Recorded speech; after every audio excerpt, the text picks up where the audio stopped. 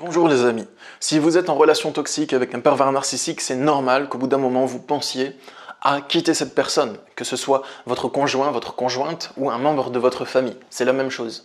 La relation avec un pervers narcissique, c'est une relation qui est grandement basée sur la culpabilité, donc vous culpabilisez beaucoup, vous vous remettez beaucoup en question, vous cherchez ce qui cloche en vous et comment vous changer pour changer la relation, vous vivez dans l'injustice, dans le conflit permanent, dans les ascenseurs émotionnels, donc c'est tout à fait logique qu'au bout d'un moment, vous réfléchissiez à prendre vos distances avec cette personne.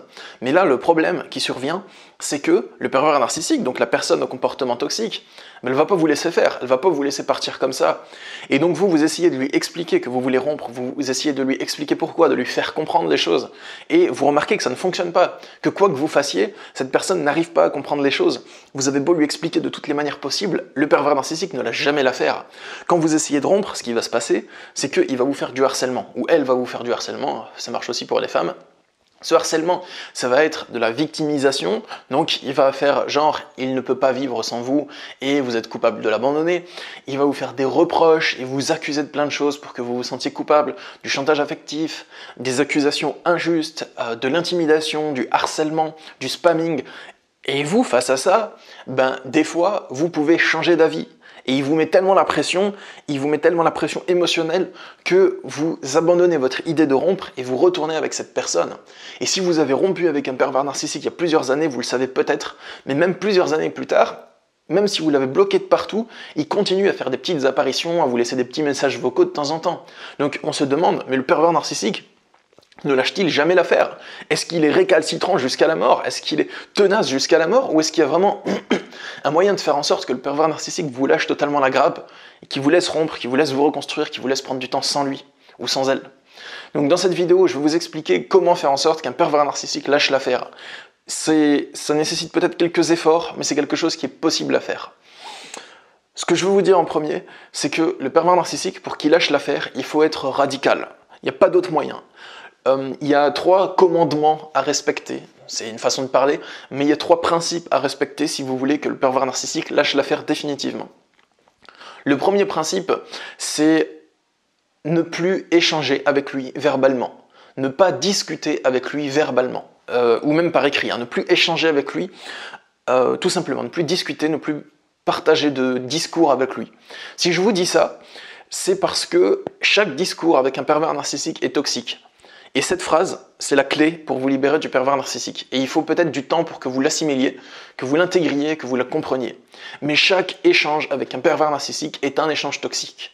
Il est impossible d'entretenir une discussion avec un pervers narcissique qui soit une discussion saine. Même si vous croisez un pervers narcissique dans la rue, même si vous échangez un bonjour, un regard, il sera dans la manipulation. Le pervers narcissique essaye tout le temps de vous influencer à changer votre état émotionnel. Donc, que vous soyez heureux, coupable, en paix intérieure, que vous vous sentiez angoissé, en colère, il essaiera toujours de vous faire changer cet état émotionnel. Il ne vous laisse jamais tranquille, il essaye de vous manipuler en permanence. Chaque contact avec un pervers narcissique est manipulation. Et si vous ne me croyez pas, ou que vous avez du mal à me croire sur ce que je dis, eh bien ne me croyez pas. Mais regardez si votre expérience de vie vous le confirme. Est-ce que vous avez la possibilité d'avoir une communication avec le pervers narcissique où vous n'essayez pas de lui faire plaisir? Est-ce que ça existe? Est-ce qu'il y a une discussion que vous pouvez avoir avec cette personne où vous ne tentez pas de faire plaisir à cette personne? Est-ce qu'il y a une discussion que vous essayez d'avoir avec cette personne où vous ne sentez pas une espèce d'étrange tension intérieure, où vous sentez qu'il y a un truc qui cloche, où vous sentez que ce que vous dites ne servira à rien, où vous cherchez la bonne manière de lui parler mais vous ne trouvez pas? Est-ce qu'il y a un rapport que vous pouvez avoir avec cette personne où vous vous respectez, où vous avez un avis qui est différent du sien et où il vous respecte? Je pense pas. Si c'est un pervers narcissique, c'est impossible. Donc, premier commandement, ne plus échanger avec un pervers narcissique parce que c'est toxique. Vous avez le droit d'échanger encore avec lui si vous voulez, mais ça vous fera du mal, en tout cas, sachez-le. Ensuite, le deuxième commandement, c'est couper tout contact et le bloquer. Si vous êtes déterminé à ce qu'un pervers narcissique lâche l'affaire, ce n'est pas possible qu'il lâche l'affaire si vous ne le bloquez pas. Il ne va pas lâcher l'affaire. Ce n'est pas possible de lui faire comprendre les choses, de lui faire respecter votre décision. Il ne la respectera jamais, votre décision. Il n'a pas de respect pour vous. Il ne vous regarde pas comme une personne qu'il faut respecter, il ne vous accorde pas de considération, d'estime ou de valeur. Donc, c'est impossible de faire en sorte que le pervers narcissique respecte votre décision de rompre. Dans tous les cas, il va soit essayer de vous récupérer, soit essayer de vous punir, mais dans tous les cas, il va essayer de vous faire du mal parce que vous avez rompu. Donc coupez tout contact avec cette personne, bloquez-le de tous les réseaux sociaux de manière radicale et ne le supprimez pas des réseaux sociaux, bloquez-le, ne vous contentez pas de le supprimer, bloquez tous les moyens qu'il aurait de vous contacter, c'est très important. Ensuite, le troisième principe, c'est porter plainte s'il vous harcèle. Menacez-le de porter plainte pour harcèlement, et s'il continue, portez plainte s'il vous harcèle. Donc ce que je vous dis pas que vous devez le faire, hein. Tout ce que je vous dis, c'est pas ce que vous devez faire. C'est juste que si vous voulez qu'un pervers narcissique vous lâche totalement la grappe, c'est ces choses-là qui fonctionnent, tout simplement. Après, vous les utilisez ou pas, hein. Vous pouvez vous faire votre propre idée, avec votre propre expérience de vie, bien entendu. Mais ça, c'est ce qui fonctionne. Si un jour vous êtes vraiment déter à le faire, ben ça marche. Donc s'il continue à vous harceler, à se pointer à votre travail, à appeler les membres de votre famille, à vous spammer de SMS, de messages, gardez des preuves, menacez-le de porter plainte s'il continue et portez plainte par la suite. Tout simplement. Et bloquez-le. Donc c'est vraiment les seuls trucs qui marchent. Le reste ne marche pas. Ensuite, pour un pervers narcissique, pour qu'il vous lâche l'affaire définitivement, il faut savoir que c'est pas parce qu'il ne vous contacte plus depuis un moment que ça veut dire qu'il a lâché l'affaire. Il risque de revenir à tout moment et vous le sentez.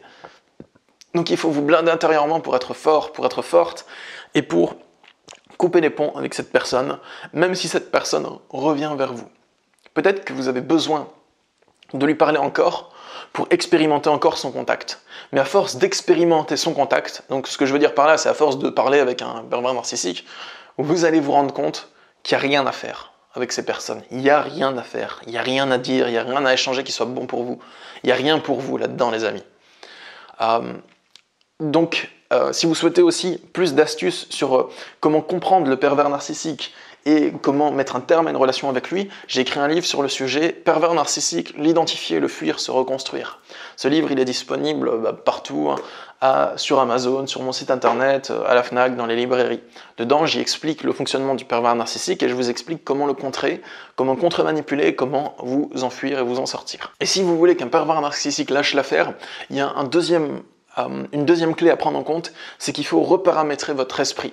Donc le fait de couper les ponts, de le bloquer et tout, ça suffit pas parce que si vous avez toujours en vous des forts désirs de lui reparler pour quelque raison que ce soit, ben ça risque de vous faire céder et ça risque de faire échouer votre fuite. Donc ok, il faut faire des actions extérieures pour se protéger de lui, comme le bloquer, ce genre de choses, mais aussi des actions dans votre fort intérieur pour changer votre perception des choses. Et les 3 points clés sur lesquels il faut le plus travailler, c'est prendre des mesures pour vous protéger de ce dont vous avez peur. Ce que je veux dire par là, c'est que si vous restez avec un pervers narcissique parce que vous avez peur qu'il parle mal dans votre dos à votre famille, si vous restez avec un pervers narcissique parce que vous avez peur qu'il vous harcèle, ou si vous êtes une femme en couple avec un pervers narcissique violent et que vous avez peur que cette personne soit violente avec vous et par peur vous restez avec lui, ben en fait ça marche pas parce que vous vous exposez encore au danger. Donc il y a un autre danger, c'est celui de l'emprise psychologique sur votre organisme. Ça peut provoquer beaucoup de choses, des maladies somatisées, voire même un cancer. Donc ce que je vous invite les amis à faire, c'est vous protéger de ce dont vous avez peur. Prenez des mesures, ne restez pas dans l'angoisse et dans la cogitation. Vous avez peur qu'il vous harcèle, ben portez plainte pour harcèlement et protégez les canaux qu'il utilise pour vous harceler. S'il crève les pneus de votre voiture, ben louez un garage, par exemple. Faites ce genre de choses, appelez vos proches pour leur dire de ne pas lui répondre, voilà. Ou si vous êtes une femme qui a peur d'un pervers narcissique violent, portez plainte, protégez-vous, allez dans un foyer pour protéger des femmes battues. Enfin, il y a des choses, des mesures qui existent qui peuvent vous protéger. Le deuxième point sur lequel il faut travailler, c'est qu'il faut travailler sur l'injustice. Et oui, vous n'arriverez pas à lui faire comprendre les choses et il continuera à vous accuser injustement. Aussi longtemps qu'il voit que ça marche, il le fera tout le temps. C'est son mode de fonctionnement et vous ne pouvez pas changer ça. Vous ne pouvez pas rétablir la vérité. C'est un dédale sans fin de parler avec lui. Quand je dis sans fin, c'est pas métaphorique, il n'y a vraiment aucune fin. Ça n'arrivera jamais à une conclusion. Donc, acceptez qu'il puisse vous accuser de choses injustes et n'essayez pas de rétablir la justice. Abandonnez votre désir de rétablir la justice avec lui, les amis. Et troisièmement, les amis, ne culpabilisez plus. En quittant un pervers narcissique, vous ne lui faites pas du mal, même s'il le prétend. Vous vous protégez d'un agresseur. Et vous protéger d'un agresseur, ce n'est pas lui faire du mal. C'est lui le méchant dans l'affaire. Et sa technique pour être méchant, c'est de vous dire que vous lui faites du mal. et il vous met le grappin dessus pour que vous reveniez auprès de lui par culpabilité. C'est vraiment une action très malveillante. Donc le fait de vous protéger de cette personne, ça ne fait pas de vous un méchant. Le fait d'ignorer sa souffrance ne fait pas de vous un méchant, ça fait de vous quelqu'un qui se protège d'un méchant, qui vous met la pression et qui vous fait du chantage émotionnel. C'est important de remettre les choses en place dans votre esprit. Donc voilà les amis, ça c'est les choses à faire si vous voulez qu'un pervers narcissique vous lâche la grappe, c'est de vous protéger, de tout couper, de porter plainte si nécessaire, de travailler sur votre peur pour mettre en place des mesures pour vous protéger, d'abandonner votre désir de rétablir la justice et aussi de dépasser votre culpabilité. Si cette vidéo vous a plu, n'hésitez pas à vous abonner à ma chaîne YouTube pour ne pas manquer les prochaines. Et sachez que je suis disponible pour des consultations de coaching en développement personnel.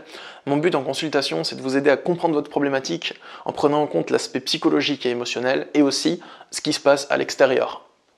Donc il y a le lien pour me contacter dans la description. Je consulte par Skype, Messenger ou par téléphone. Sur ce les amis, moi je vous souhaite une bonne journée. Je vous dis à bientôt. Prenez soin de vous. Au revoir.